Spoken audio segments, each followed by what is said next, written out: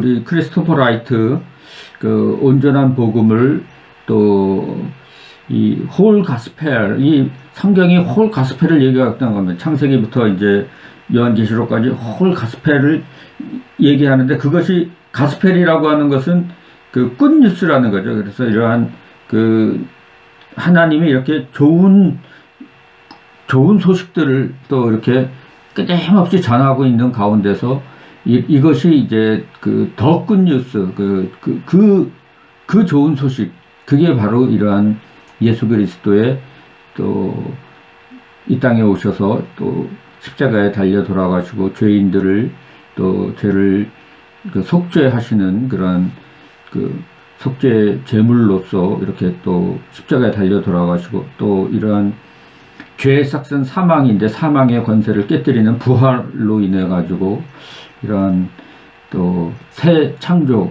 그 새로운 창조의 세계가 또 열리게 되고, 사망 권세를 깨뜨린 주님께서 지금 오늘 또 부활하시고 승천하셔서 보좌 위에서 다스리고 통치하고 계신다 하고, 이런 것들을 이 구약 창세기부터 다 이게 전제가, 창세기의 그런 이야기부터 이게 다 연결됐다는 겁니다. 이게 다 연결돼서 이것들이 좋은 소식 계속 연결돼서 얘기하다가 이렇게 더 굿뉴스로 이렇게 복음으로 이게 나왔기 때문에 성경 전체가 이 복음을 얘기한다고 하는 것이죠. 그래서 한번 제가 요것들을 이렇게 보면서 우리가 이러한 복음을 더 깊이 이해할 때 이 복음을 또 오늘의 상황 가운데 또 상황화하는 이런 작업들도 우리가 더 또 이렇게 깊이 있게 할 수 있겠다. 그러면서 이제 성경 전체에서 복음을 얘기하는데, 복음의 윤리적인 차원, 또 복음의 그러한 경험적인 차원, 사회적 차원, 물질적 차원, 이야기 차원, 이런 것들을 이제 그 성경이 다 얘기하고 있다는 것들을 이 크리스토퍼 라이터가 이렇게 쭉 창세기부터 쭉 이렇게 정리를 해주고 있어서 한번 이것들을 이렇게 정리를 해봤습니다. 그래서 성경 전체가 온전한 복음을 전해준다고 하는 것입니다. 홀 굿뉴스. 성경 전체가 이게 다 연결되어서 이런 더 홀 굿뉴스를 전해준다. 성경 전체는 그 모든 정경적 부분에 있어서 복음에 기여한다고 하는 것이죠. 그래서 성경 전체가 무엇이 복음을 진실로 좋은 것으로 만드는지, 무엇이 좋은 소식으로 위장한 실제적으로 나쁜 소식인지, 오늘 그러한 그 복음의 축소가 일어나고 있고, 복음의 축소, 복음의 왜곡, 이런 것들이 일어나고, 프로스페리티 가스펠 이런 것들에 대해서 아주 이 크리스토퍼 라이트는 굉장히 개혁적입니다. 그래서 오늘날 하나님의 선교를 가장 방해하는 것이 무엇인지 아느냐? 그건 이슬람도 아니고, 그건 힌두교도 아니고, 세속주의자도 아니고, 교회다, 이런 식으로 오늘 이 하나님의 이 교회가 하나님의 선교를 가장 해박 놀고 가장 방해한다. 그러면서 이러한 파워, 프레스티지, 프로스페리티 이런 것들을 추구하는 지도자들이 교회 안에 있는 것, 이것이 지금 그 세속적인 지도자들이 교회 안에 가득 차고 있다. 그래서 이러한 제자 훈련으로 돌아가지 않고는 소망이 없다. 이런 굉장히 개혁적인 이러한 주장을 하고 있습니다. 그래서 이 무엇이 좋은 소식으로 위장한 실제적으로 나쁜 소식인지, 프로스페리티 가스펠에 대해서 아주 굉장히 성토하는 거죠. 세 번째로는 진정한 복음을 대중적이지만 거짓된 많은 대안들과 분별할 수 있게 해주는 판단 기준의 역할을 한다. 성경 전체가 이제 그런 역할을 한다고 하는 것입니다. 그래서 만일 온 교회가 온전한 복음을 온 세상에 전파하고자 한다면 우리는 복음, 더 굿뉴스, 포괄적 진리를 파악하기 위해 절대적으로 성경 전체를 살펴봐야 한다. 복음을 알려면 성경 전체를 알아야지 그 안에 복음이 코어라는 거죠. 그 핵심 코드라는 겁니다. 그래서 이 전체를 알아야지 우리가 복음을 깊이 있게 알 수 있다고 하는 것입니다. 그래서 성경 전체가 온전한 복음을 전달한다. 성경이 존재하므로 온전한 복음이 전달됩니다. 성경은 하나님의 기록이며 산물이다. 하나님께서 인간 피조물을 선택하신 것은 우리로부터 계속 숨어 계시기 위한 것도 아니고 우리의 배반과 불순종에 대한 분노로 우리를 대하기 위한 것도 아니다. 하나님은 사랑과 은혜 가운데 약속의 말씀과 구속의 행동으로 우리에게 다가오십니다.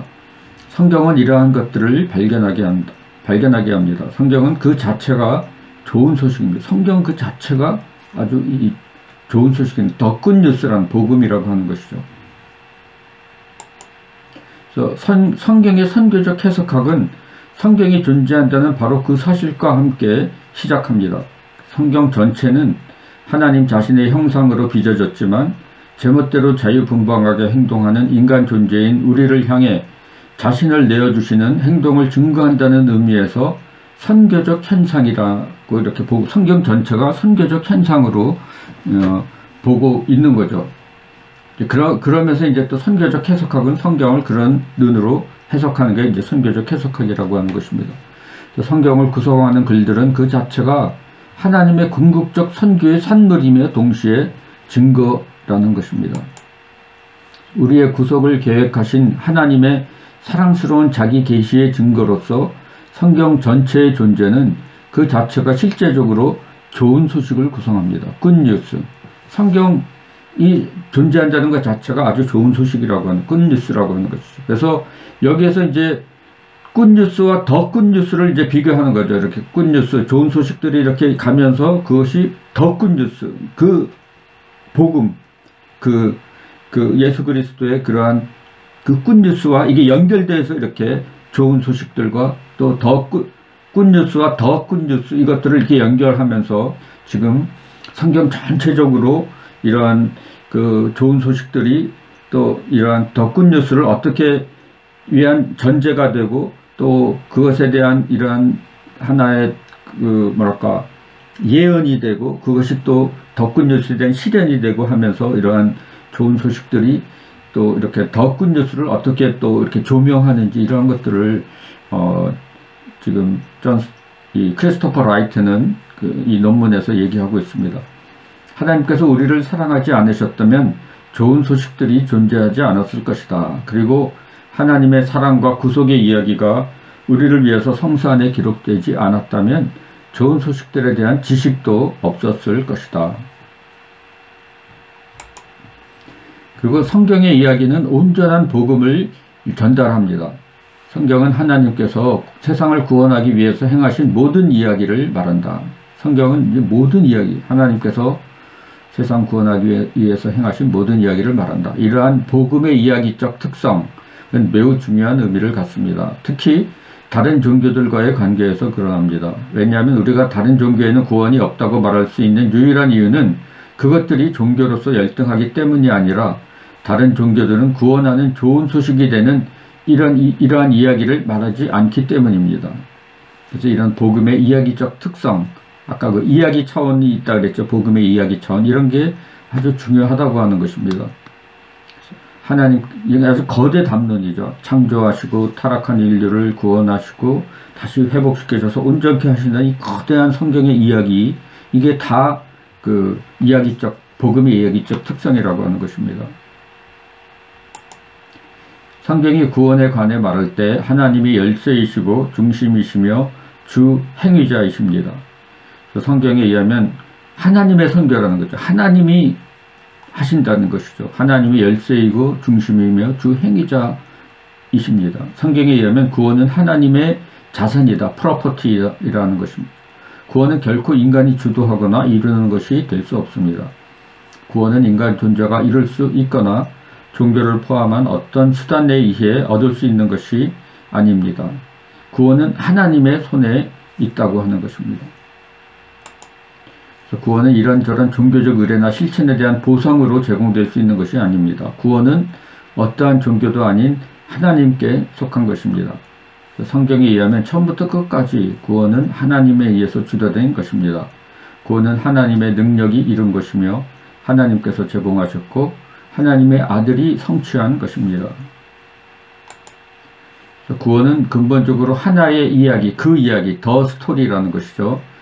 구원은 모든 것을 포괄하는 성경적 메타 내러티브, 거대 담론이라는 성경적 거대 담론을 구성합니다. 그러한 성경적 메타 내러티브가 성경적 세계관을 형성합니다.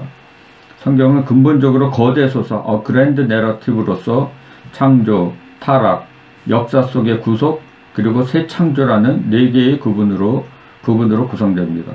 성경적으로 정의된 구원은 그 위대한 이야기의 첫 번째와 네 번째 부분, 역사 속의 구원과 미래의 새 창조와 희망에 포함된 모든 것이 성경적으로 정의된 구원이라고 하는 것입니다.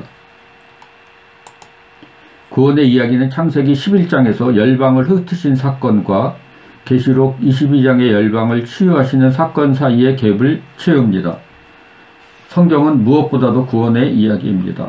복음은 세상의 역사 속에서 성경에 하나님께서 행하셨고 행하고 계시며 궁극적으로 행하실 일에 관한 좋은 소식입니다. 구원을 제대로 이해하려면 바울 서신의 교리적 가르침 가운데 몇 개의 구절들에만 의존하는 것이 아니라 성경 전체에 의존해야 합니다. 세 번째로 성경은 그리스도를 증거함으로써 온전한 복음을 전달합니다. 홀 가스펠을 전달한다고 하는 것이죠. 복음의 좋은 소식은 하나님께서 그리스도 안에서 행하신 모든 것이기 때문에 온전한 복음이 의미하는 바를 찾아내려면 성경 전체에 의존해야 합니다. 우리는 구약 성경으로부터 예수님의 정체성과 선교, 그분이 누구이며 무엇을 이루기 위해서 오셨는지의 윤곽을 배웁니다. 구약의 이스라엘 이야기는 이스라엘을 통해서 열방을 위해 일하시는 하나님의 선교를 선포합니다. 그것이 예수께서 오셔서 성취하고자 하셨던 선교입니다. 복음 서신과 신약의 나머지 글들을 통해 우리는 예수님의 생애, 죽음, 그리고 부활의 의미를 이해합니다. 예수께서 삶과 죽음 가운데 말하고 행한 모든 것은 성경적 계시와 성경적 세계와 계시의 전체 맥락 속에서 이해돼야 합니다. 예수의 삶을 우리가 다 그것을 인간의 두뇌로 이해할 수 없지만 또 성경 전체의 그러한 이 맥락 속에서 성경은 그것을 그 의미를 또 우리들에게 말해주고 있다고 하는 것이죠. 성경이 전해주는 좋은 소식의 많은 차원들을 살펴봅시다. 여기 디멘전스가 나오죠. 이 복음의 그러한 윤리적인 측면에서, 또 교리적 신학적인 측면 차원에서, 또 사회적인 차원에서, 물질적 차원에서, 이야기 차원에서, 또 의례적 차원에서, 또 경험적 차원에서 이런 것들을 이렇게 좋은 소식의 많은 차원들을 이제 성경 전체를 통해서 이렇게 살펴보는 겁니다. 그것들은 근본적으로 그리스도 안에서 그리스도를 통해서 그리고 그리스도 때문에 좋은 소식들입니다. 굿뉴스죠. 그러니까 더 굿뉴스와 굿뉴스를 이렇게 구분하면서 계속 얘기를 하고 있습니다. 그래서 이러한 성경의 그런 굿뉴스들이 계속 이렇게 나오면서 그것이 아주 더 굿뉴스, 그 그리스도를 통해서 이루신 그 하나님의 그 구원, 그 복음을 또 이렇게 다 연관돼서 그것을 또 이야기해주고 있다고 하는 것입니다. 모세오경부터 시작을 합니다. 창세기 1장부터 11장까지 우리가 우리의 창조자를 아는 것은 좋은 소식이다. 여기서 이제 좋은 소식, 창조자를 아는 것이 좋은 소식이라는 거죠. 더가 빠졌죠. 여기서는 그냥 창조자를 아는 것은 좋은 소식이라는 것입니다. 많은 사람들이 복음을 창세기 3장에서 시작해서 갈보리에서 끝나는 것으로 이해합니다. 그러나 그러한 사람들은 복음을 인간의 죄 문제에 대한 해결책으로 한정합니다. 더 굿뉴스, 복음, 여기 더가 붙죠. 여기서는 복음을 인간의 죄 문제에 대한 해결책으로 한정합니다. 그것에 한정된다면 우리는 시작과 끝인 창세기 1장, 2장과 계시록 22장을 잃게 됩니다. 그 부분들은 우주와 전 창조 세계를 다룹니다. 그래서 이러한 축소시키는 것이 아니라 온전한 복음을 이해하기 위해서는 창세기 1장부터 요한계시록 22장까지를 다 같이 봐야 한다고 하는 것이죠. 창조자에서부터 시작하는, 창조자를 아는 것이 이게 좋은 소식이라는 겁니다.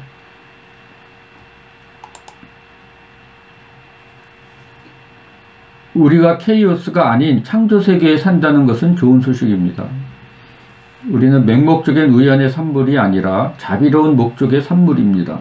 그러니까 지금 오늘 포스트 모던 시대가 되면서 케이오스 속에 지금 살아가고 있습니다. 어디서 왔는지 어디서 가는지도 모르고 남자가 뭐고 여자가 뭐고 이런 개념도 지금 다 흔들리고 있는 이러한 포스트 모던 시대에 있지만 하나님이 창조한 창조세계라는 것이죠. 이게 이제 좋은 소식입니다. 우리는 한 분이시며 진실하시고 사랑스러운 인격적 하나님의 형상으로 만들어졌습니다. 그냥 어디서 와서 어디도 가는지도 모르는 내 팽개쳐진 존재가 아니라 우리는 하나님의 형상으로 지음받았다고 하는 것이죠. 지금 이러한 세속주의가 결국 인간을, 하나님을 없애버림으로 인해서 인간이 동물로 떨어지는 것, 인간의 스테이터스, 하나님의 형상으로서의 그러한 존재로서의 스테이터스가 다 사라지고 그냥 동물로 그냥 전락돼 버리는 거예요. 하나님을 없애니까는 인간이 동물이 돼 버리는 겁니다. 지금 우리 죄의 깊이와 넓이를 아는 것은 좋은 소식입니다. 어떠한 치유책의 가치는 그것이 치료하는 질병의 심각성에 달려 있습니다. 그리고 그 질병의 심각성은 정확한 진단에 의해서만 알 수 있습니다. 잘못된 진단은 잘못되고 부적절한 처방으로 이끌며 그것은 결국 치명적인 결과를 초래합니다. 성경은 그 질병을 있는 그대로 말합니다. 성경이 제공하는 좋은 소식은, 더 굿뉴스는 나쁜 소식, 더 배드 뉴스에 대한 근본적이고 포괄적이며 타협하지 않는 분석이라고 하는 것이죠. 그래서 복음을 전하려면은 죄론, 이게 공감이 돼야지 그 다음에 복음이 들어가지, 죄를 인정 안 하면 그 복음도 그것이 전달될 수 없다고 하는 것이죠. 그래서 이 정확한 이러한 배드 뉴스에 대해서 정확하게 또 우리가 또 이것을 또 전해야 될 책임이 있는데, 이러한 면에서 이 선교학도 엘렌틱스라고 그러는 책망학이라는 것입니다. 죄에 대해서 지적하는 학문이 선교학입니다. 그래서 그 바빙크와 같은 선교 신학자는, 네덜란드의 헤르만 바빙크와 같은 선교 신학자는 선교학을 엘렌틱스라고 얘기합니다. 성령께서 책망하신다는 거예요. 죄에 대해서, 의에 대해서, 심판에 대해서 세상을 책망하고 계시는 성령이라는 거죠. 이러한 성령의 역사하심과 인도하심을 우리가 쫓아서 또 오늘 그들이 그 죄에 대해서 공감하는, 괴로워하고 죄책감에 시달릴 때 복음으로 이게 전달이 될 수 있다고 하는 것입니다. 우리나라에서도 1907년 대부흥 때 보면은 그 막 죄 고백이 막 쏟아져 나오면서 또 복음이 이렇게 전파되고 부흥이 일어났다고 하는 것입니다. 창세기 3장에서부터 시작해서 성경은 우리 인간의 공경에 대해 거침없이 솔직하게 기술합니다. 만일 그곳에 좋은 소식들이 있으려면 그것은 매우 큰 문제에 대한 매우 큰 답변이 되어야 할 것입니다. 그것은 모든 인간들과 그들의 모든 차원, 영적, 물리적, 지적, 정서적, 관계적, 사회적, 그리고 역사의 모든 세대를 가로질러서 모든 문화를 포함하는 것이어야 합니다. 우리의 죄의 크기와 범위와 크기에 대한 성경의 묘사는 복음이 치유하는 범위와 크기에 상응합니다. 하나님께서 땅 위의 생명에 헌신한다는 것은 좋은 소식이라는 거죠. 에덴에서 바벨에 이르는 원 역사는 우리가 그 가운데 뒹굴고 마시고 흥청대는 악에도 불구하고 인간의 복지를 위해 헌신하시는 자비하신 하나님을 여러 모양으로 보여줍니다. 창세기 3장 15절은 때때로 원복음, 프로토 에반겔리움, 첫 번째 선포된 좋은 소식으로 일컬어지는데, 그것은 뱀이 최종 승리를 하는 것이 아니라 이브의 아들에 의해 으깨어질 것을 약속합니다. 그래서 에녹의 이야기는 하나님의 능력이 보편적인 죽음의 통치보다 더 크다는 것을 보여줍니다. 이 사망, 죄의 싹신 사망, 이것을 하나님의 능력이 이러한 죽음의 통치보다 더 크다는 것을 이제 보여주는 것입니다. 홍수의 이야기와 그 후에 노아와 맺은 언약은 하나님께서 지상의 생명에 헌신하신다는 것을 분명히 선포하고 있다고 하는 것이죠. 하나님께서 열방을 버리지 않으신다는 것은 좋은 소식입니다. The nations. 하나님은 항상 열방을 관심에 두는 거죠. 아브라함을 부르고 아브라함을 또 불러내실 때도 열방을 복주시기 위해서 아브라함을 또 불러내셨다고 하는 것입니다. 인간 나라들의 종족적 다양성은 창조적 선이다. 이 종족적으로 다양성, 이것은 창조적 선이라고 하는 것입니다. 창세기 10장이 함축하는 바는 땅을 정복하라고 하시는 하나님의 창조 명령이 성취되는 것을 가능하게 하시는 하나님의 방식입니다. 그렇지만 이러한 하나님의 이러한 창조 명령이 창세기 11장의 바벨탑에서의 거만한 정체 상황으로 인해 이제 막히게 되는 거죠. 인간은 바벨탑을 쌓고 인간의 문명을 건설하고 인간 스스로의 힘으로 이러한 하나님께 이렇게 도달하고자 하는 이러한 아주 이 오만을 이제 범하고 있고, 지금도 그러한 바벨탑 문명이 오늘날의 또 문명이라고 하는 것이죠. 그러나 하나님의 응답은 열방들을 멸망시키는 것이 아니라 그들의 언어를 혼잡하게 해서 그들이 전체주의적인 자기 권력 강화의 구도 속에서 연합할 수 없도록 하는 것입니다. 그러므로 열방을 지구상으로 흩으신 일은 지속됩니다. 열방들을 죄의 저주와 하나님으로부터 분리되는 것으로부터 구속하는 일은 아직 이루어지지 않고 있습니다. 그래서 이제 창세기 12장 50장을 이렇게 넘어갑니다. 하나님께서 열방을 축복할 것을 약속하신 것은 이것도 좋은 소식이라는 것이죠. 창세기 12장 1절 3절에서 하나님께서 아브라함에게 약속하신 것을 알게 될 때 우리가 복음 영역에 있다는 것을 알게 됩니다. 하나님은 이 아브라함 한 사람 부르는 것으로 시작하지만은 하나님이 그 아브라함 부르실 때 하나님 항상 열방을 이렇게 염두에 두시고 아브라함을 부르셨다고 하는 것이죠. 왜냐하면 바울이 실제적으로 이 약속을 가리켜서 성경이 먼저 복음을 선포하였다고 말하기 때문입니다. 갈라디아서 3장 8절에서 이 아브라함에게 그 약속을 주실 때 성경이 먼저 복음을 이미 선포하였다고 이렇게 말하고 있습니다. 복음을 구성하는 성경의 나머지 구속 이야기는 여기에서 시작합니다. 그 이야기는 계시록에서 모든 열방으로부터 구속받은 자들의 위대한 회합 가운데 그 약속이 온전히 실현되기까지 끝나지 않습니다. 그래서 종말의 그 언약 공동체가 이렇게 내다보면서 그 약속하고 또 그것을 이제 바라보면서 그 이야기가 이렇게 쭉 진행이 되고 있다고 하는 것이죠. 최종적으로는 그 종말의 그 언약 공동체가 언어와 백성과 방언과 다른 사람들이 다양한 목소리로 하나님을 찬양하는 이러한 공동체 예배, 이러한 것으로 이제 요한계시록에 이르기까지 이것이 지속적으로 이렇게 전개되고 있다고 하는 것입니다.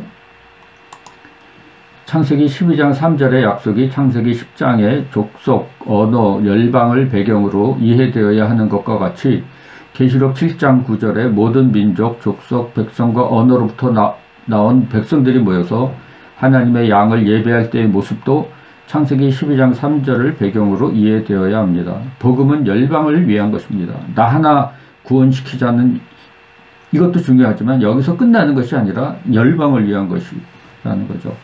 우리는 복음을 개인 구원의 메시지로 축소시키므로 복음의 이러한 차원을 쉽게 무시합니다. 복음을 구성하는 성경적 구원 이야기는 단순히 하나님과 개인들로 시작해서 끝나는 것이 아니라 하나님과 열방으로 시작하고 끝납니다. 하나님께서 의와 정의의 공동체가 되도록 그의 백성을 부르신 것은 좋은 소식이다. 그래서 의, righteousness, 정의, justice의 공동체가 되도록 그의 백성을 부르셨습니다. 인간의 죄 문제에 대한 하나님의 응답은 현재와 과거의 어느 순간에 개인으로서의 죄인들을 하늘로 휙 치어가는 것이 아닙니다. 그것은 하나님께서 아브라함, 그를 통해 열방을 축복하실 아브라함에서 시작해서 하나의 공동체를 창조하는 보다 장기적인 프로젝트입니다. 이것은 하나님의 복음이 하나님의 백성에게 불가분리하게 연결되어 있음을 말합니다. 우리의 구원 교리는 교회에 관한 교리로부터 분리될 수 없습니다. 개인이 아니라 교회, 하나님의 백성을 또 구하고 또 그 백성을 통해서 그 열방을 또 이렇게 빛이 되는 그러한 교회, 이런 것과 다 연결되어 있다고 하는 것이죠. 처음부터 분명한 것은 하나님의 백성의 공동체가 단순히 종교적 공동체가 아니라 윤리적 행동에 있어서 구별된 공동체였다는 것입니다. 이 점에서 창세기 18장 19절은 핵심 본문입니다. 이 기절은 아브라함을 선택하신 목적을 분명히 표현합니다. 그것은 주의 길, 소돔의 길 대신에 주의 길을 걸으며 의와 정의를 행함으로 주께서 아브라함에게 약속하신 것, 즉 모든 열방을 축복하는 것을 가능케 하는 윤리적 공동체, 이 거룩한 공동체, 윤리적 공동체를 세우는 것입니다.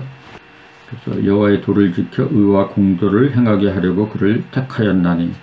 그래서 이러한 그 윤리적 차원이 이렇게 복음의 윤리적 차원이 이렇게 아브라함을 부르시고 아브라함에게 그 어떠한 공동체를 이렇게 또 공동체를 목적하시는지, 또 아브라함의 후손들인 이스라엘 백성들이 어떠한 공동체가 되어야 되는지, 거룩한 공동체, 그 윤리적 공동체라고 하는 것을 성경에서는 계속 얘기해주고 있습니다. 선택, 여기서 선택, 선교, 그리고 윤리가 복음의 의미 내에서 통전적으로 연결된 것을 볼 수 있습니다. 그것은 바울이 복음을 윤리적인 변화와 동시에 구속적인 변화를 가져다주는 메시지라고 말하는 데까지 연결됩니다. 이렇게 해서 이 크리스토퍼 라이트가 이렇게 통전적으로 보는 거죠.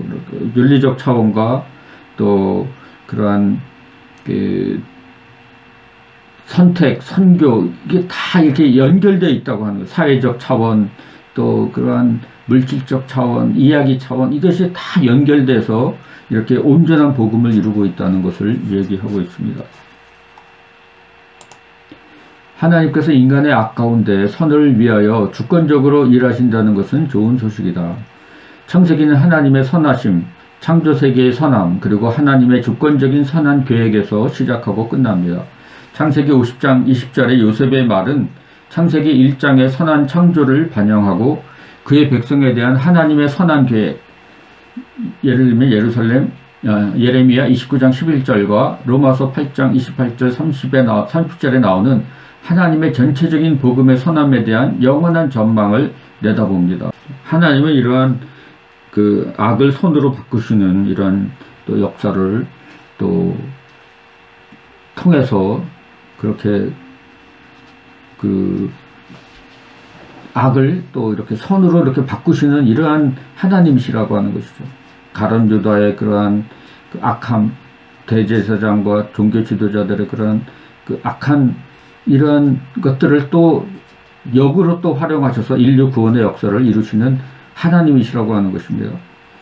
하나님이 이 평안을 주는 것이 하나님의 생각입니다. 지금 코로나19 상황이지만 재앙을 주려는 것이 하나님의 궁극적인 뜻이 아니라 평안을 주고자 하는데 있다고, 하나님의 백성들이 돌아오도록 또 여호와께 돌아오라고 이렇게 오늘 지금 그런 코로나19 상황이 전개되고 있지만은 우리가 그렇게 기도하고 또 하나님의 얼굴을 찾으면은 또 하나님께서 죄를 사해 주시고 땅을 고쳐 주시겠다고 약속하고 계십니다. 로마서 8장 28절 30절 하나님의 뜻대로 부르심을 입은 자들에게는 모든 것이 합력하여 선을 이루느니라. 이러한 하나님의 전체적인 이 복음의 선함에 대한 그 영원한 전망을 이렇게 내다보고 있다고 하는 것이죠. 출애굽기에서부터 이제 신명기까지 넘어가면, 이분이 구약학자이기 때문에 이제 이런 크리스토퍼 라이트가 이제 창세기부터 시작해서 출애굽기, 신명기, 구약에서 이렇게 쭉 그 스토리 라인을 이렇게 이 복음의 그 이야기가 어떻게 이렇게 전개되는지, 성경의 이야기 속에 복음이 어떻게 또 담겨져 있는지를 계속해서 이렇게 그것을 이제 풀어서 이야기하고 있습니다. 야훼의 성품이 정의이면서 동시에 긍휼이신 하나님이라는 것은 좋은 소식이다. 창세기는 하나님의 정의와 긍휼을 소돔과 고모라 이야기 혹은 하갈 이야기에서 드러냅니다. 그러나 출애굽기는 하나님의 해방하시는 정의를 법례적이고 역사적인 사건을 통해 드러냅니다. 그리고 그 사건이 증명하는 야훼의 성품에 대해서 명확하고 상세하게 드러냅니다. 출애굽기가 하나님의 그 해방하시는 정의를 아주 분명히 보여준다고 하는 것이죠. 출애굽기 34장 6절에서 7절은 하나님의 자비로우시며 구속적인 성품에 관한 시편과 예언서의 주제 본문이 됩니다. 그것은 동시에 바울이 복음을 하나님께서 하시는 일로서 하나님의 긍휼하심과 하나님의 정의를 정확히 그리고 완전히 성취하는 것으로 기술하는 것을 뒷받침합니다. 파라오가 아닌 야훼께서 왕이라는 것은 좋은 소식입니다. 하나님의 나라에 관해 처음으로 중요하게 언급하는 것은 출애굽기에서 하나님의 정의로우심과 해방의 활동을 기술하는 대목입니다. 그 지점까지 이야기에서 유일한 왕은 파라오였습니다. 그의 왕권은 신선모독적으로 오만하고 억압적인 인간 제국의 모델입니다. 바다를 건넌 후 부르는 모세의 노래의 절정은 누가 진정 왕인지가 입증되었다는 것입니다. 영원 무궁토록 주가 통치하신다. 그 야훼가 왕이라는 것, 파라오가 아니라 야훼가 왕이라는 것은 놀랍도록 좋은 소식입니다. 성경의 나머지 부분들은 동일한 것을 확증하는 많은 시편과 그것이 역사 속에서 드러날 것을 바라는 예언자들에 이르기까지 지속적으로 전개됩니다. 그리고 야훼의 왕권은 그것이 자신의 사역 가운데 결정적으로 시작되었다고 선포하신 예수님을 통해서 결정에 도달합니다. 하나님 나라의 복음은 출애굽기에서부터 계시록에까지 이르는 성경적 주제를 통합하는 큰 주제입니다. 하나님 나라의 복음, 하나님의 통치하시고 하나님이 다스리고 계시다고 하는 것이죠. 그러한 예수 그리스도가 이 땅에 오심으로 인해서 하나님의 통치가 이제 이 땅으로 이제 더 본격적으로 이제 들어오게 되었다고 하는 것을 주님께서도 또 이렇게 증거하셨다고 하는 것이죠. 하나님의 구속적 행동이 포괄적이라는 것, 사회적으로, 정치적으로, 경제적으로, 영적으로, 이것은 좋은 소식입니다. 포괄적이라는 것이죠. 영적으로만 축소시키면 안 된다는 것입니다. 이 구속적 행동은 사회적으로, 정치적으로, 경제적으로 그것이 구속적 행동이라고 하는 것이죠. 영적으로만 이거를 제한하고 축소하는 것은 복음을, 성경적인 복음을 이렇게 축소시키는 그런 거라는 얘기입니다. 출애굽은 하나님께서 구속적으로 행동하시는 성경적 모델로서 자리 잡고 있습니다. 출애굽기 15장 13절은 하나님을 주체로서 나타내는 구속하다는 용어를 성경에서 거의 처음으로 사용합니다. 그 이전에는 창세기 48장 16절에서 야곱이 증언하는 것이 유일하다는 거죠. 하나님께서 구속하다는 용어를 이제 그러한 이 구속의 주체가 하나님이시라고 하는 것입니다. 하나님께서 출애굽기에서 실제적으로 행한 일이 그토록 포괄적이라는 것은 매우 의미 있는 일입니다. 의미 있는 것입니다. 이스라엘 백성은 애굽에서 정치적이며 그들은 독립적 지위를 갖지 못했으며 종족적으로 소수자였습니다. 마이너리티였습니다. 경제적이며 그들은 주인 나라의 경제적 이득을 위해서 노예이며 그들은 가족 생활에서 심각한 간섭을 받았습니다. 그리고 영적으로 그들은 파라오에게 노예가 된 것은 그들이 야훼를 예배하는 것을 방해하였습니다. 이러한 모든 면에서 속박당했다고 하는 것이죠. 하나님께서 모세를 통해서 보내신 좋은 소식, 더 굿뉴스, 그것은 궁극적으로 그들이 죽을 때 하늘로 도피한다는 것이 아니라 하나님께서 모든 4가지 차원의 속박으로부터 그들을 건져내고자 하신다는 것입니다. 그분은 그 일을 놀라운 장관을 이루며 수행하셨습니다. 그러므로 출애굽기는 통전적 내용을 가진 성경적 복음을 제공합니다. 그러한 통전적 내용은 신약에서 증발해버리는 것이 아닙니다. 그것은 우리가 전체적으로 성경을 이해하는 데 필수적입니다. 하나님의 율법이 은혜, 구속, 그리고 언약의 맥락 내에서 주어진 것은 좋은 소식입니다. 하나님의 율법이 주어졌는데 어떤 맥락이 중요하다는 은혜와 구속과 언약의 맥락 내에서 하나님의 율법이 주어졌다고 하는 것입니다. 이처럼 복음에는 윤리적 차원이 있습니다. 그러나 그것은 하나님의 구속의 은혜의 우선성에 근거합니다. 다 연결되어 있는데 요금 다 빼놓고 윤리적 차원만 이렇게 강조하면 율법주의로 우리가 쉽게 전락할 수 있다는 것입니다. 이것이 신약에서 사실인 것처럼 구약에서도 사실입니다. 출애굽기 19장에서 이스라엘이 시내산에 도달했을 때 모세가 애굽으로부터 그들을 데리고 나왔다는 좋은 소식은 이제 역사적 사실이 되었습니다. 결정적으로 핵심 부분인 출애굽 19장 3장에서 6절에서 하나님께서 주도하신 구원 역사가 율법에 대한 복종을 요청하는 언약보다 앞선 것임을 강조합니다. 그래서 이스라엘 백성은 그 정체성은 그 제사장 나라가 되며 거룩한 백성이 되는 것입니다. 이 역할입니다. 열방에 대해서 이들이 제사장 그 나라가 되고 거룩한 백성이 되어서 그 열방의 그 하나님이 누구이신지를 알려주고 또 하나님과 열방 사이에서 이렇게 중재하는 그 제사장 그 나라가 된다고 하는 것이죠. 사실상 그 율법은 오직 구속하는 은혜의 토대 위에서만 주어지는 것입니다. 그래서 이 율법, 이 은혜를 이거를 뺀 채 율법만 강조하면 이게 율법주의로 이렇게 너무너무 쉽게 이렇게 또 전락하고 만다고 하는 것입니다. 그래서 은혜의 토대 위에서만 율법이 이렇게 주어지고 있다고 하는 것이죠. 하나님께서 삶의 모든 영역에서 통전적으로 복종하도록 이스라엘을 부르신 것이 좋은 소식입니다.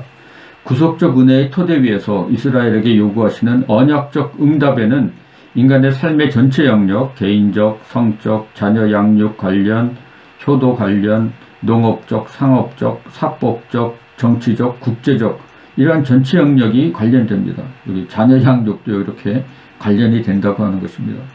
이것은 예언자들이 매우 분명히 보았던 것처럼 백성들이 인간 삶의 사회적이고 관계적인 차원을 무시하면서 종교적 의식을 통해 하나님을 기쁘시게 한다고 주장할 수 없다는 것을 뜻합니다. 다 연결되어 있다고 하는 것이죠. 종교적 의식도 중요하지만 사회적이고 이런 관계적 차원 여기에서도 다 하나님께서 그 요구하시는 그 바가 있다고 하는 것입니다. 이스라엘 하나님은 가난한 자와 궁핍한 자를 억압하는 자들의 예배를 받지 않는다는 것입니다. 하나님께서 그의 백성 가운데 거하시기로 정하신 것은 좋은 소식입니다. 세상은 하나님께서 인간 존재들을 에덴 동산에서 쫓아낸 이래로 인간들이 죄와 반역으로 하나님을 쫓아낸 것입니다. 세속화된 하나님을 쫓아낸 세상이라고 하는 것이죠. 그러한 세상이지만 하나님께서 광야에서 장막을 통해 그리고 궁극적으로는 예루살렘에서 성전을 통해 그의 백성 가운데 거처를 만들기로 정하신 것은 좋은 소식입니다. 예언자들이 분별하고 스데반이 지적한 것처럼 이러한 실제에 대한 근본적인 오해가 생길 수 있습니다.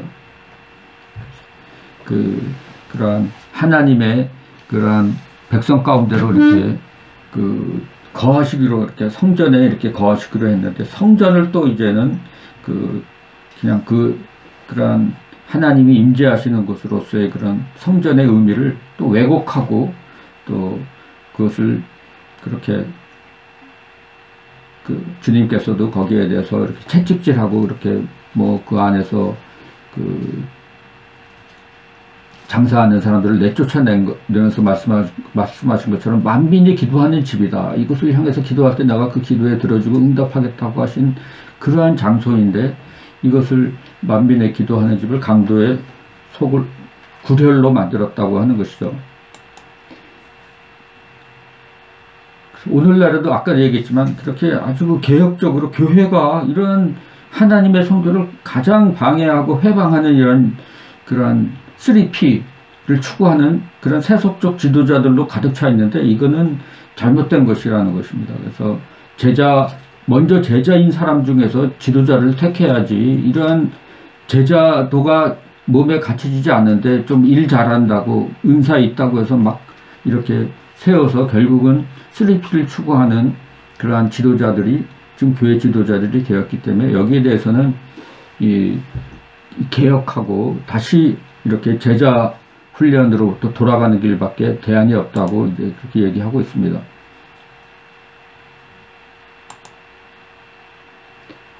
그러나 멀리 계시기보다는 함께 거하기로 선택하신 하나님에 관한 본질적 진리는 신약 성경이 성육신, 내주하시는 성령, 하나님의 성전으로서의 교회에 대한 비유, 그리고 하나님께서 그의 구속받은 백성들과 함께 한 번 더 거주하시는 새 창조의 소망 가운데 완성되는 것을 전망하는 복음의 일부입니다. 임마누엘, 함께 해주신다는 것이 이 복음이라고 하는 것이죠. 이것이 신약 성경에서 성육신, 또 내주하시는 성령, 하나님의 성전으로서의 교회에 대한 비유, 또 새 창조의 소망, 이것과 다 이렇게 연결된다고 하는 것이죠. 장막으로부터 하나님의 지역화된 현존이 필요 없는 새 창조에 이르기까지 실로 좋은 소식은 하나님께서 그의 백성들과 함께 어느 곳에나 거하신다는 것입니다. 광야에서 그의 백성과 함께 장막을 치시는 하나님으로부터 말씀이 육체가 돼서 우리 가운데 장막을 치셨으니라고 할 때 그 성육신에 이르기까지 또 다른 궤적이 트래젝토리, 이런 궤적이 전개되고 있다고 하는 것이죠. 하나님께서 연약하고 죄 많은 사람들을 위해 속죄의 수단을 제공하신 것이 좋은 소식입니다. 희생제사 제도는 인간의 실패를 고려해서 사람들이 하나님과의 교제를 회복하고 그 공동체 안에 포함될 수 있도록 하나님께서 제공해 주시는 수단이라는 점에서 좋은 소식입니다. 특히 가난한 자들을 위한 좋은 소식은 일반적으로 제시된 동물 제사를 드릴 수 없는 자들을 위해서 한 쌍의 비둘기나 혹은 약간의 밀가루를 가져올 수 있도록 하셨고, 그것들을 온전한 피해 제사로 간주하셨다는 것입니다. 그러니까 이런 제도도 이렇게 마련해 주셨다고 하는 것이죠. 분명히 속죄를 이루는 희생제사의 효력은 하나님의 은혜와 그분이 기꺼이 용서하시는 의지에 있는 것이지 희생제물 자체의 재료나 크기에 있는 것은 아니라는 것입니다. 하나님께서 이스라엘의 실패를 예상하고 고려해서 장기적인 은혜와 구속의 계획을 세우셨다는 것은 좋은 소식입니다. 신명기 책은 실패로 시작하고 실패로 끝납니다. 그러나 어떠한 경우에도 하나님은 패배하지 않으십니다. 신명기는 출애굽 세대가 약속의 땅을 취하는 데 실패하는 것으로 시작합니다. 그것은 모세의 죽음 이후 다가올 세대에 예견되는 실패로 끝납니다. 그러나 그럼에도 불구하고 신명기는 깨어진 언약과 재난적인 저주를 직면해서도 심판 후에 임할 은혜에 대한 소망의 약속을 붙잡고 있습니다. 그러니까 재난적인 저주가 다 임하죠. 그냥 바벨론 포로되고 그렇게 심판받고 그냥 비참하게 심판받지만 또 그 후에 임할 은혜에 대한 소망의 약속을 또 굳게 붙잡고 있다고 하는 것입니다. 신적인 약속, 인간의 실패, 그리고 주권적인 신적 은혜라는 연속적인 일련의 과정들은 그러한 실패를 복음 은혜의 계획과 소망으로 채워진 미래 속에 집어넣는데, 그것은 궁극적으로 바울에 의해서 로마서에 상세히 기술된 신약의 이해를 형성합니다. 복음은 인간의 실패를 그토록 심각하게 고려하지만 그것에 의해서 좌절되는 것을 거부하고 하나님의 구속적인 목적을 달성하기 위해서 그 실패를 사용하기 때문에 좋은 소식입니다. 다시금 십자가는 탁월한 사례가 됩니다. 그래서 이제 예언서로 이제 넘어갑니다. 모세오경을 이렇게 쭉 살펴보고 그 다음에 전기 예언자들, 하나님께서 이스라엘 백성의 모호한 세계에서 그분의 구원하시는 목적을 지속적으로 추구하시는 것은 좋은 소식입니다. 구약 이스라엘의 역사는 실패, 반역, 그리고 심판으로 점철되어 있어서 그 안에서 복음을 분별하기 힘든 면도 있습니다. 그럼에도 불구하고 하나님께서 그 백성을 참아내시고 반복해서 도전하시고 그들이 참회하고 돌아오라고 부르시며 궁극적으로는 파국적인 심판 이후에 그들을 회복시키는 바로 그 사실이 전체 성경이 신적 사랑과 인내의 성품에 대한 기념비임을 나타내고 있습니다. 유배와 귀환이 하나님의 주권적 심판과 은혜의 양자, 둘 다 그리스도의 십자가를 예고합니다. 모델이 되는 것은 좋은 소식입니다. 신약의 복음서는 구약 이스라엘의 이야기의 완성이며 많은 면에서 그 이야기의 반복으로 예수님의 삶과 사역을 나타냅니다. 예를 들면 마태복음은 출애굽 주제를 예수님의 출생 그리고 유아기 이야기 속에 삽입시킵니다. 유배의 이야기는 여러 면에서 십자가를 내다보게 합니다. 그것은 바벨론 사람들에게서 나타나는 인간의 악함, 폭력에 의해서 실행된 주권적인 신적 정의를 동시적으로 드러냅니다. 베드로가 지적하였듯이 십자가는 인간의 악의 역사이며 신적 구원 계획이라고 하는 것이죠. 그 인간의 악의 역사이지만 신적 구원 계획이었다고 하는 것이죠. 결정적 차이는 유배가 이스라엘의 죄로 인해 마땅히 받아야 할 형벌로서 제시되는 반면 십자가는 그 어떤 형벌에도 해당되지 않는 죄 없는 사람에게 주어졌다는 것입니다. 그 죄는 우리의 죄입니다. 포로 귀환에 대한 예언적 해석은 그것이 하나님이 거저주시는 은혜와 용서의 행동이라는 것입니다. 이스라엘의 소망은 그들의 천성적인 생존 능력에 달려있는 것이 아니라 그들을 통해서 수행되는 열방을 향한 선교를 성취하고자 하시는 하나님의 변함없는 의지에 달려 있습니다. 신약 복음은 그리스도의 죽음과 부활 안에서 하나님께서 이스라엘에 대한 그분의 약속을 궁극적으로 그리고 온전하게 지켰음을 확증합니다. 후기 예언자들로 넘어갑니다. 예언자들이 개인적인 죄와 공동체적인 죄의 복합적 성격에 대해서 분석하고 드러낸 것은 좋은 소식입니다. 우리는 이미 창세기에서 죄에 대한 근본적 진단을 기록하였습니다. 이것에 예언자들은 겹겹이 통찰력과 예리한 분석을 더합니다. 예언자들이 관찰하는 바 죄의 얼룩은 인간 삶의 모든 구석구석, 개인적, 사회적, 정치적, 경제적에 깊이 심겨져 있습니다. 죄로부터 자유로운 인간 삶의 부분은 없습니다. 그리고 그 문제에 대한 심원한 분석이 하나님의 주권적 은혜에 대한 그들의 확증을 놀라운 좋은 소식이 되도록 만듭니다. 예언자들이 이스라엘과 열방 그리고 전 창조세계에 대한 하나님의 목적이 구속인 것을 확증하는 것은 좋은 소식입니다. 예언자들이 성경적인 은혜와 관련해서 가장 크게 기여하는 바는 그들이 이스라엘의 하나님에 대한 소망을 포기하지 않는다는 점입니다. 이스라엘이 얼마나 많이 언약적 의미에서 실패하든지 하나님은 이스라엘을 통해서 세상의 모든 열방이 축복받으리라는 자신의 약속을 결코 포기하지 않으십니다. 그들은 다양한 방식으로 그러한 전망을 그립니다. 열방이 하나님 예배로 이끌려오고 하나님의 구원을 경험하며 하나님의 이름에 의해 일컬어지고 하나님의 축복을 나누며 궁극적으로 하나님의 백성들 가운데 온전히 포함되는 것으로 묘사하는 본문들은 그러한 전망을 나타냅니다. 궁극적으로 예언적 복음은 모든 창조세계에 대한 좋은 소식입니다. 왜냐하면 하나님의 구속적인 목적이 그것 모두를 포함하기 때문입니다. 위대한 구약 복음의 비전이 신약에서 열방에 대한 신학과 선교 실천을 위한 토대를 놓았습니다. 온전한 복음의 범위에 대한 우리의 이해는 그것을 어떻게 나타내든지 간에 개인 구원을 넘어서야 하며 열방적 차원을 가져야 합니다. 이제 성문서, 더 라이팅스로 넘어갑니다. 시편, 우리가 그분의 계시와 구속을 얻기 위한 방편이 아니라 그것에 대한 응답으로 살아계신 하나님을 예배할 수 있다는 것은 좋은 소식입니다. 우리는 출애굽의 복음이 구속하는 은혜가 율법 전에 온다는 것을 이미 보았습니다. 순종은 은혜에 대한 응답입니다. 예배도 마찬가지입니다. 이것이 시편의 복음이라고 하는 것입니다. 우리가 그분에게 호의를 베풀기 위해서 하나님을 예배하는 것이 아닙니다. 혹은 그분이 우리에게 호의를 베풀도록 하기 위해서 하나님을 예배하는 것이 아닙니다. 시편 예배의 모든 취지는 하나님의 백성의 역사 속에서 그리고 개인적인 경험 속에서 하나님께서 이미 하신 것에 대해 응답하는 것입니다. 그래서 그 예배의 차원이 이러한 경험적 차원 이런 것과 이제 연결된다는 것을 여기서 이렇게 또 볼 수 있습니다. 시편에서 찬양은 하나님의 구원 역사에 대한 복음적 응답입니다. 그것을 얻기 위한 율법주의적 노력이 아닙니다. 그래서 이렇게 예배에 대해서 이렇게 보려면 시편을 우리가 또 이렇게 들여다보면 예배의 그 본질이 뭔지 이런 것들이 이제 여기에 이제 가장 잘 나타나 있습니다.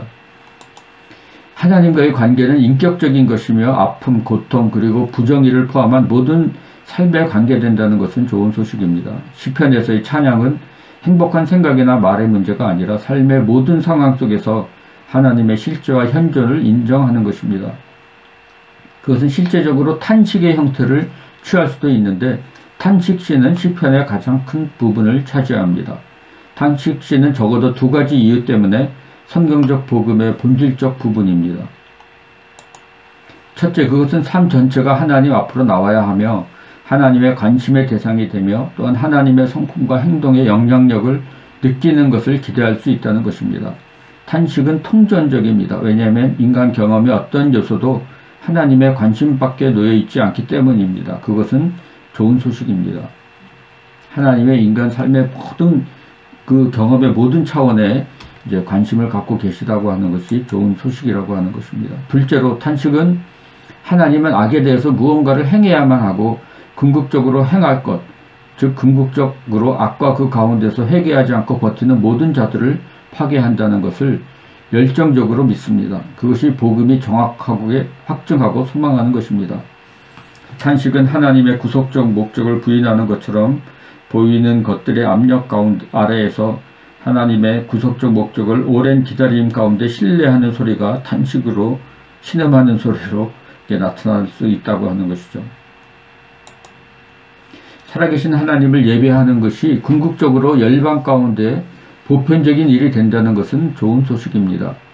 예언자들처럼 시편도 신앙의 상상력을 적극적으로 활용해서 이스라엘이 자신의 역사 속에서 진실이라고 아는 것을 지상의 모든 열방을 위한 놀라운 소망의 비전으로 보편화시킵니다. 세상이 하나님의 도덕적 성품을 세상이 하나님의 도덕적 성품을 반영한다는 것은 좋은 소식이라는 거죠. 잠언 구약 경전 가운데 가장 보편적인 부분은 지혜 문서입니다. 보편적이라는 것은 가장 공감하기 쉽다는 거죠. 그래서 가장 이 잠언서가 가장 선교적인 책 중에 하나라고 이렇게 얘기를 합니다. 왜냐하면은 잠언 가지고 얘기하면은 그 사람들의 잠언이랑 성경의 잠언이랑 이렇게 서로 이렇게 소통할 수 있다고 하는 것이죠. 그러니까 그 모든 민족의 그러한 지혜들하고 이런 성경의 잠언이랑 이렇게 서로 이렇게 상응하는 부분이 굉장히 많다고 하는 것입니다. 그것은 주변 열방의 지혜에 대해서 열려 있으며 그것으로부터 많은 것들을 가져옵니다. 또한 모든 사람들 안에 있는 창조의 선물인 합리성, 통찰, 그리고 경험을 인정합니다. 커먼 그레이스, 일반 은총, 이게 아주 중요합니다. 이런 인간으로서 공통점, 이것들을 우리가 잘 파악해서 이 공통점을 가지고 접근에 들어갈 때 아무리 우리랑 생각이 다른 사람이라 그래도 코로나19 상황에 있는 건 똑같고, 또 그들도 인간으로서 생로병사를 느끼는 건 똑같고, 그들도 그러한 인간으로서의 그러한 죽음을 맞이한다는 것에 있어서는 똑같은 인간이라고 하는 이러한 공통점을 가지고 우리가 또 그 사람들을 접근할 때 그러한 공감대 있게 그들과 더불어서 이렇게 접촉점이 이렇게 형성이 되고 그것을 바탕으로 우리가 또 이 복음을 증거할 수 있다고 하는 것입니다. 그럼에도 불구하고 잠언은 여전히 이스라엘의 하나님 야훼의 유일성을 강력하게 지지한다. 그분은 우리가 지혜의 길 위에서 출발하려면 두려워해야 할 분입니다. 지혜 문서가 지상에서의 삶을 하나님의 성품과 요구에 연결하는 방식과 합리적, 영적, 그리고 윤리적 영역들이 서로 다른 것의 통전적인 방식에는 복음 은총의 요소가 있습니다. 신을 경외하지 않거나 불의한 것은 어리석은 일입니다. 그러한 통찰력은 그 자체가 구속적인 것은 아니지만 그것은 복음 지혜의 성격을 또 가리키고 있습니다. 그래서 이러한 것들 모두가 우리를 위하여 하나님으로부터 온 지혜, 즉 우리의 의, 거룩함, 그리고 구속이신 그리스도 예수의 인격 안에 구현되어 있는 것을 보게 됩니다. 이러한 지혜 문서가 이렇게 공통적인 기반을 준다는 면에서 이것 가지고 출발하면 아주 좋다고 하는 것이죠. 그래서 모든 것의 반대 방향을 가리키지만 욥기를 이제 보면은 하나님께서 알려지고 신뢰될 수 있으며 인간의 지혜는 제한적이고 구속적이지 못하지만 신앙의 토대 위에서 심층적인 질문과 씨름하도록 허용되었다는 것은 좋은 소식입니다. 그래서 전도서도 인간의 지혜는 제한적이고 구속적이지 못하지만 신앙의 토대 위에서 심층적인 질문과 씨름하도록 허용되었다는 것이죠. 그래서 이러한 욥기와 전도서에 함축된 복음, The Gospel은 이 타락한 세상에서 삶의 조건들, 순전한 고통, 손실, 하나님의 숨겨지심, 무용성, 예측 불가능성, 죽음을 직면하지만 여전히 한 분의 진실하시고 살아계신 하나님의 선하심과 주권을 긍정하고 그분께 소망을 두는 데 있다는 것입니다. 이런 것들에 대한 이 질문들은 이렇게 있잖아요. 그 전도서에도 있고 욥기 고난의 현실에 대한 이런 질문들. 그렇지만 이 답이라고 하는 것은 이 복음 안에서 이 복음적인 답변이 하나님의 계시에는 이게 바로 이 하나님의 구속 사건이 바로 이러한 인간의 그런 이 당혹감, 공경, 그러한 삶의 그러한 예측 불가능성, 죽음, 이런 질문에 대한 답변이 바로 여기 있다고 하는 것입니다. 그래서 그런 면에서 우리 이 하나님의 또 백성들은 이러한 테스형과 같은 그러한 질문에 대해서 복음적 답을 주는 것이 참 중요하다 이런 생각을 해보았습니다. 이러한 오늘 또 욥기 전도서 이런 데서 이러한 이 함축된 복음의 메시지 이런 것들을 또 가지고 오늘 또 테스형으로 이렇게 당혹해하고 공경스러워하는 사람들에게 우리가 또 다가가서 그러한 것들과 같이 이렇게 대화하면서 또 어떻게 아버님 그렇게 돌아가셨는데 좀 알 거 아닙니까? 이렇게 질문하는데 그러한 질문에 대해서 우리가 예수 그리스도의 십자가와 또 부활의 복음을 가지고 또 어떻게 연결해서 정말 우리가 이러한 우리가 받아야 될 심판을 대신 받으시고 그렇게 십자가상에서 그렇게 비참하게 자신을 다 내어주시는 하나님, 은혜의 하나님을 또 피를 흘려주시고 몸도 다 내어주시고 은혜의 하나님을 또 어떻게 당혹해하는 사람들한테 어떻게 이제 증거할 수 있겠는가 하는 것이 참 이것이 또 복음의 또 상황하고 또 이렇게 상황화된 이 복음 오늘의 사람들 오늘 이 시대를 살아가는 테스형을 부르는 사람들한테 우리가 또 전해야 될 복음이 아닌가 이런 생각을 해봤습니다. 하여튼 이여령 씨 유튜브도 좀 이렇게 많이 좀 보시면은 아주 탁월하시더라고. 이게 정말 한국 최고 지성인이 그렇게 따님이 이렇게 돌아가고 하는 이런 것들을 통해서 이렇게 회심하고 또 크리스찬이 되고 그렇게 막 수술 받아가면서 나와서 80 노구를 이끌고 나와서 그런 메시지를 전해주고 하는 이런 것들을 보면서 참 하나님이 그래도 우리 민족을 불쌍히 여기시고 이렇게 또 이 가운데 역사하시는구나 이런 생각을 해봤습니다. 예수의 십자가와 부활이 욥과 전도서 기자가 제기하는 질문에 대한 궁극적 답이 된다는 것은 물론 진실이다. 그렇지만 하나님께서는 그것들을 경전 속에 위치시킴으로 하나님 자신이 우리를 심층적으로 힘들게 만드는 이슈들을 얼마나 심각하게 여기는지 볼 수 있게 하셨습니다. 그렇게 하심으로 우리가 복음이 제공하는 소망 가운데 즐거워할 뿐만 아니라 그 신앙과 소망의 토대 위에서 이러한 것들과 계속해서 씨름할 수 있도록 해주셨습니다.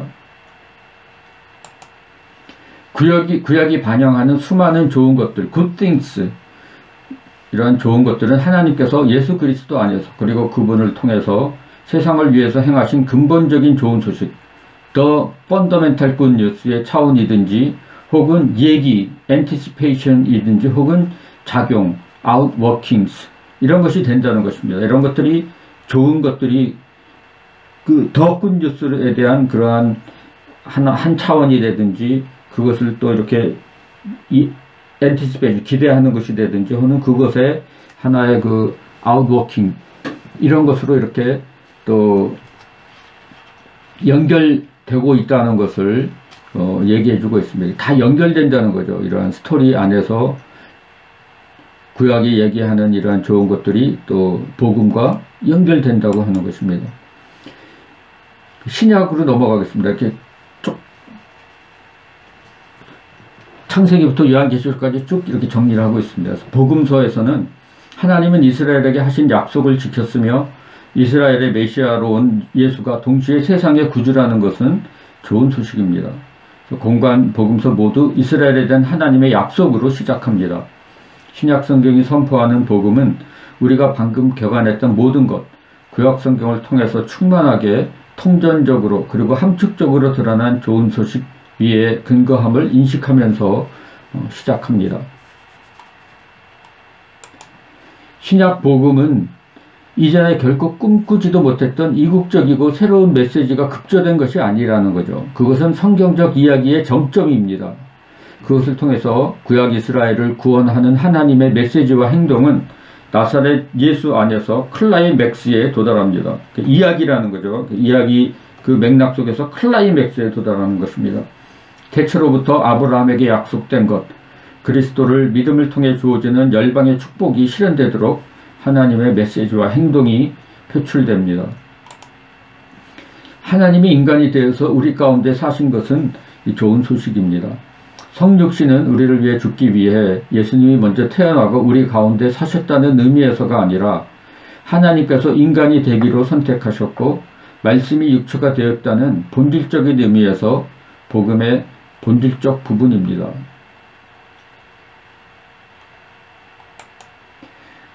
예수의 인성은 휴머니티, 예수의 인성은 십자가의 구속적 의미에 있어서 전적으로 본질적입니다.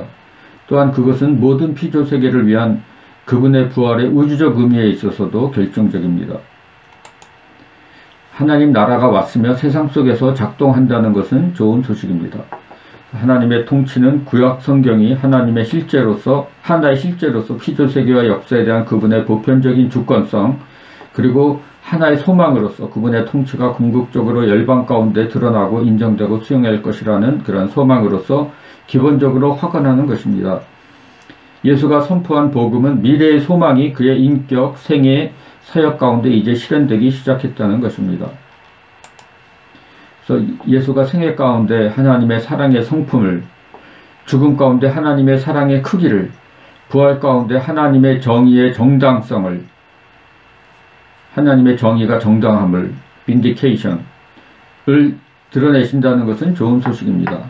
물론 예수의 생애, 죽음, 그리고 부활은 성경적 복음의 핵심으로 확언되어야 합니다. 그 밖에 다른 좋은 소식들은 하나님께서 그분의 아들인 나사렛 예수의 인격 가운데 성육신하셔서 십자가상에서 우리를 대신하여 우리 죄를 짊어지시고 모든 악과 죽음의 권세를 패배시키기 위해 다시 일어나셨기 때문에 좋은 소식입니다.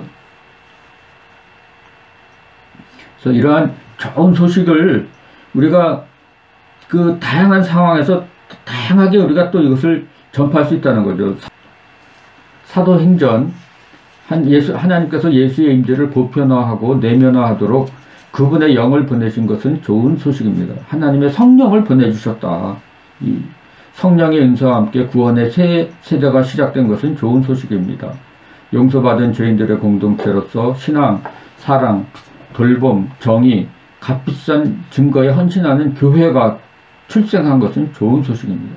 그래서 교회는 본질과 성격에 있어서 그 좋은 소식의 실제적 부분이지 단순히 그것을 위한 수단이 아니라는 것입니다. 그 좋은 소식의 그 복음을 해석하는 복음의 해석으로서의 복음이 뭔지를 보여주는 그 하나님 나라를 보여주고 쇼 윈도우입니다. 하나님 나라 보여주는 이정표이고 하나님 나라가 어떻다는 것을 이렇게 보여주는 게 교회 공동체인데, 이러한 교회 공동체를 이렇게 먼저 우리가 그 이야기 속에 들어가서 하나님의 그 창조, 타락, 구속의 이야기 속에 들어가서 살고 그것을 상황화하고 하는 가운데 이러한 복음의 그 공동체를 형성하고 또 그러한 이 성령의 그러한 이 종말의 영을 통해서 이 종말의 잔치를 미리 맛보는 겁니다. 그 foretaste, 미리 맛보고 그럴 때 또 이러한 하나님 나라를 위한 도구로 쓰임 받을 수 있다고 하는 것이죠.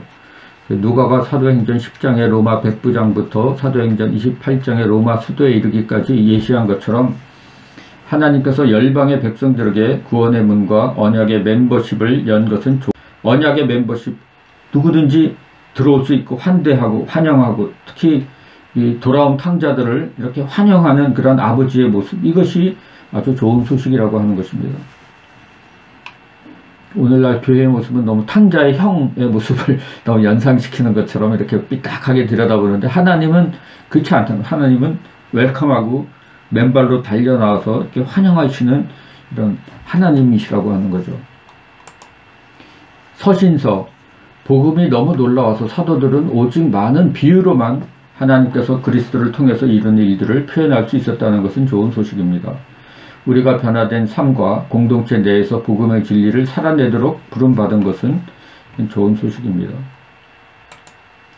계시록으로 이렇게 넘어갑니다. 하나님께서 우주의 보좌 위에 계시며 구원이 그분께 속한다는 것은 좋은 소식입니다. 십자가에 달리신 하나님의 양이 통치하시며 모든 역사는 그분의 주권적 목적 아래에 있다는 것은 좋은 소식입니다. 하나님의 백성들이 그들을 파괴하고자 위협하는 모든 것들에 대해 승리하고 살아남으리라는 것은 좋은 소식입니다. 요한계시록도 아주 선교적인 책이라는 거죠. 낙심하지 말라. 이렇게 지금은 어려움이 있지만은 결국에는 하나님의 백성들이 승리하고 살아남을 것이니까 어린 양 대신 예수 그리스도를 따라가는 이러한 믿음의 이러한 전쟁을 포기하지 말고 계속하라 하는 이러한 아주 선교적인 책이라고 하는 것입니다. 예수께서 재림하시고 죽은 자는 일으켜질 것이며 하나님께서 모든 것들을 완전한 정의로 돌이키고 악이 파멸될 것이라는 것은 좋은 소식입니다. 하나님께서 그의 구속받은 인류 가운데 영원히 거하실 새로운 창조 세계가 존재하게 된다는 것은 좋은 소식입니다. 그래서 내 복음에 따라 이제 사도 바울은 according to my gospel 내 복음에 따라라는 이러한 말을 이제 사용하는데 이것은 바울이 여러 차례 사용한 구절입니다. 분명히 그는 한 단어로 요약될 수 있는 그리스도 안에 있는 그 좋은 소식에 대한 이해를 갖고 있었습니다. 더 굿뉴스를 이해하고 있었죠. 그것은 무엇을 의미했는가 하는 그 더 굿뉴스. 바울은 그 단어를 적어도 다음 6가지 것들에 대한 약칭으로 이제 사용했습니다. 첫째, 복음은 구약 성서의 빛으로 이해된 예수의 죽음과 부활 사건에 대한 설명으로 하나님께서 그것을 통해서 우리의 용서가 가능하도록 만드셨습니다. 그래서 복음은 역사 속에서 일어난 어떤 일에 관한 좋은 소식으로 오랜 전 역사, 프리히스토리를 가졌습니다. 역사 속에서 일어난 십자가, 성육신, 십자가, 부활, 또 성령의 오심, 이 역사 속에서 일어난 어떤 일에 관한 좋은 소식이라는 거죠. 그 오랜 전 역사를 가졌습니다. 미리 다 예고가 되었다는 거죠. 그것은 단순히 하나의 좋은 생각이거나 혹은 실제를 조명하는 하나의 좋은 신화가 아닙니다. 그것은 하나님께서 이루신 구원의 역사적 사건들이라는 것이죠. 둘째, 복음은 모든 좋은 소식이 그래야 하는 것처럼 선포되어야 할 메시지입니다. 그것은 하나의 말로서 청취되어야 하고 청취되는 가운데 받아들여지고 믿어질 필요가 있습니다. 꼭 복음은 그런 면에서 선포되어야 할 메시지라는 거죠. 이 메시지는 열방에 전파되어야 합니다. 왜냐하면 하나님께서 아브라함에게 하신 약속을 성취하기 위해서 너로 말미암아 천하 만민이 복을 얻으리라 이러한 약속을 성취하기 위해서 그리스도 안에서 행하신 일은 정확히 열방을 염두에 두고 행하셨기 때문입니다. 하나님은 항상 열방을 염두에 뒀다는 거죠. 아브라함을 부를 때에도 열방을 염두에 두고 아브라함 한 사람을 불렀다는 것이죠. 그렇기 때문에 이것이 열방에 선포되어야 한다는 것입니다. 복음의 사역은 어떠한 비용을 치르더라도 모든 가능한 커뮤니케이션 수단을 동원해서 이 좋은 소식을 알려지게 하는 과제를 주로 언급하는 것 같다. 복음의 사역은 이제 이걸 어떻게 복음을 모든 수단을 통해서 이것을 어떻게 소통하느냐, 이게 이제 복음의 사역이라고 하는 것이죠. 복음에는 본질적으로 구두적 차원이 있습니다. verbal dimension. 그러니까 말로 얘기하는 이게 분명히 있습니다. 그것은 하나의 이야기로서 그것의 진리와 의미가 이해되려면 말해질 필요가 있습니다. 그 의미는 개인들을 위한 것일 뿐만 아니라 궁극적으로 전체 피조세계의 구속을 위한 것입니다. 복음이 구두적 차원으로 또 이렇게 말해질 때 그것은 전 피조세계가 구속되고 회복되고 다시 온전케 되고 새 창조의 그런 새 하늘과 새 땅이 이제 전개가 된다는 그런 내용입니다. 셋째, 복음은 또한 부인 혹은 왜곡에 대해서 방어될 필요가 있는 진리입니다. 복음에는 논쟁적인 차원이 있습니다. 다른 세계관과 분명한 대조와 갈등을 이룹니다. 그래서 복음이 되는 것은 필연적으로 값비싼 투쟁과 영적 전쟁을 포함합니다. 넷째, 복음은 변화를 이루어냅니다. 복음의 변혁적 능력의 첫 번째 측면은 그것이 우리의 지위를 바꾼다는 것입니다. 바울의 메시지는 그리스도의 십자가를 통해서 그리스도의 의가 그분에 대한 믿음을 통해서 우리의 것이 될 수 있다는 것입니다. 그래서 우리는 그분 자신의 정의를 손상시키지 않고 하나님에 의해 의롭다고 이제 선포될 수 있습니다. 더욱이 이방인의 지위가 믿는 유대인들과 더불어 변화됩니다. 하나님의 언약적 은총으로부터 소외되었지만 복음을 통해서 이방인들도 여태까지 구약 이스라엘이 누릴 수 있었던 것과 동일한 지위를 누릴 수 있게 되었습니다. 그래서 믿는 유대인들과 이방인들이 그리스도 안에서 새로운 인류로서 하나가 될 수 있게 되었습니다. 바울이 우리 안에서 이루어지는 복음의 사역을 기술하기 위해서 사용하는 모든 다른 은유들은 유사하게 변혁적인 차원들을 갖습니다.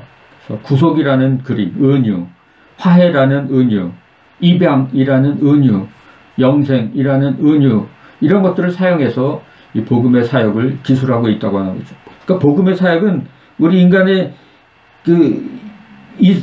이성 가지고 다 이해할 수 없는 그런 신비적인 차원을 이제 포함하지만 또 그것을 또 인간에게 이렇게 또 전해야 되기 때문에 이러한 구속의 그림, 화해의 그림, 입양의 그림, 영생의 그림, 다양한 이러한 은유들을 메타포들을 사용해서 이런 것들을 복음을 이렇게 설명하려고 이렇게 노력하고 있다고 하는 것입니다. 다섯째, 복음의 변혁적 능력의 두 번째 측면은 윤리적인 것입니다. 윤리적인 차원이 이제 중요하다고 그랬죠. 회개하고 복음을 믿으라고 예수님은 말씀하셨습니다. 급진적인 삶의 변화는 좋은 소식에 대한 믿음과 함께 갑니다. 그래서 행함이 없는 믿음은 죽은 믿음이라. 진정한 믿음이라면 그것은 꼭 행함이 따라온다고 하는 것이죠. 사람들이 세례 요한에게 회개가 의미하는 바가 무엇인지 물었을 때 그는 거침없이 실제적인 답변을 주었습니다. 누가복음 3장 7절에서 14절. 복음은 옛사람의 더러운 옷을 벗어버리고 그리스도를 닮은 향기를 지니는 옷을 입는 것을 포함합니다. 복음의 윤리적 차원이 약화된 게 이제 아주 심각한 문제라는 것을. 복음의 윤리적 차원. 아까 그 칭의와 성화에서 얘기하는 그런 성화, 또 제자도, 이런 것들을 약화시켜가지고 빨리 그냥 교회 성장을 이루려고 그랬지만 그게 결국은 이 교회로 하여금 이러한 뭐랄까, 신뢰성을 아주 상실시키고 오늘날 복음이 선포되는 것을 가장 방해하는 그러한 지경에까지 오게 되었다는 것입니다. 그래서 바울의 선교적 목표는 메시지를 소통한다는 의미에서 전도에 국한되지 않습니다. 그것은 믿음으로 복음을 받아들이는 자들에게서 윤리적 변화를 끌어내는 것입니다. 그 행함이 없는 믿음은 죽은 믿음이라. 그 믿음, 그 윤리적 변화가 이게 나타나는 것이 마땅하고 당연하다고 하는 것입니다. 그게 나타나지 않을 때는 뭔가 그 믿음에 대해서 다시 돌이켜볼 필요가 있다는 거죠. 이것에 대한 약칭은 바울이 로마서를 시작하고 끝내는 놀라운 기절 속에 있습니다. 열방 가운데 믿음의 복종, 그 믿음의 복종에 밀어서 복종하는 데까지 이르도록 한다는 것이죠. 그래서 복음에 대한 바울의 전체적인 이해는 그것이 우리 사역을 통한 성취가 아니라 하나님의 은혜의 역사라는 것입니다.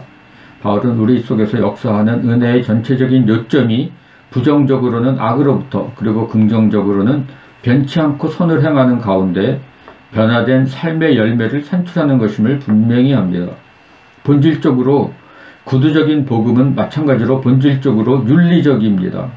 그래서 변화가 없는 곳에는 복음도 없다, 이렇게 얘기하고 있습니다. 마지막으로 복음은 역사와 창조 세계 속에서 일하시는 하나님의 능력입니다. 복음은 능력이라는 것이죠. 이 복음이 능력이라는 것입니다. 바울은 그것에 대해서 놀라고 찬양을 돌렸습니다. 복음은 그 자신의 생명을 가진 것 같아서 바울은 그것을 일하고 활동적이며 퍼져나가는 것으로 의인화할 수 있었습니다. 십자가, 유대인과 헬라인에게는 부끄럽고 어리석은 것인 십자가의 위대한 역설은 그것이 결코 부끄러워할 것이 아니라는 것입니다. 왜냐하면 복음은 역사를 변혁시키고 창조세계를 구속하는 하나님의 바로 그 구원하는 능력이기 때문입니다. 그리스도에 의해 창조된 모든 것들과 그리스도에 의해 지탱되는 모든 것들은 그리스도의 십자가의 보혈을 통해서 그리스도에 의해서 화해될 것이다. 그래서 바울은 이것이 복음이다 라고 이렇게 말하고 있습니다. 그래서 온전한 복음은 청취되어야 하는 그리스도 중심적인 이야기, 선포되어야 하는 소망으로 충만한 메시지, 변호되어야 하는 새로운 진리, 수용되어야 하는 새로운 지위, 사라져야 하는 변화된 삶, 또 찬양받아야 하는 신적인 능력이라고 하는 것이죠. 바울은 자신이 단순히 성경으로 알고 있는 우리의 구약 성경으로 지속적으로 우리를 이끌 것입니다. 왜냐하면 예수께서 우리 구원을 위하여 죽으시고 다시 사셨다는 것은 성경에 따라 이루어진 일이기 때문입니다. 그래서 온전한 복음은 이처럼 성경 전체의 깊은 우물로부터 길어져야만 합니다. 이것을 자꾸 축소시키고 그냥 프로스페리티 가스펠로 또 자기에게 맞는 부분만 이렇게 그 취사 선택해 가지고서 이러한 번영의 복음 또 이렇게 축소된 복음 이런 것들로 이렇게 만들어 나가면 안 된다고 하는 것입니다. 온전한 복음은 전체 성경의 깊은 우물로부터 길어져야만 한다는 것이죠. 우리의 선교는 구원하는 은혜의 이야기, 언약적 순종에 대한 변혁적 요구와 함께 그리고 하나님께서 모든 민족으로부터 구속한 인류와 함께 거하실 것이기 때문에 그 안에 의가 거하는 새 창조의 소망과 비전 가운데 통합되어야 한다는 것입니다. 이러한 새 창조의 소망과 비전 가운데 이 통합되어야 이제 한다는 것이죠. 그래서 이런 식으로 그 크리스토퍼 라이트는 논문입니다. 하나의 지금 그 논문에서 이러한 그 온전한 성경의 계시로부터 우리가 온전한 복음을 또 그것을 깊이 깨닫고 또 그것을 온 교회가 온 세상에 전해야 된다. 그 홀 가스펠에 대해서 이렇게 잘 또 정리를 하고 있습니다. 창세기부터 요한계시록까지 쭉 살펴보면서 온 성경이 다 이게 그 똑같은 이 복음을 얘기하고 있다는 거죠. 그 클라이맥스, 그 이야기의 클라이맥스는 십자가와 부활이라고 하는 것, 이것들을 이렇게 정리를 해주고 있습니다.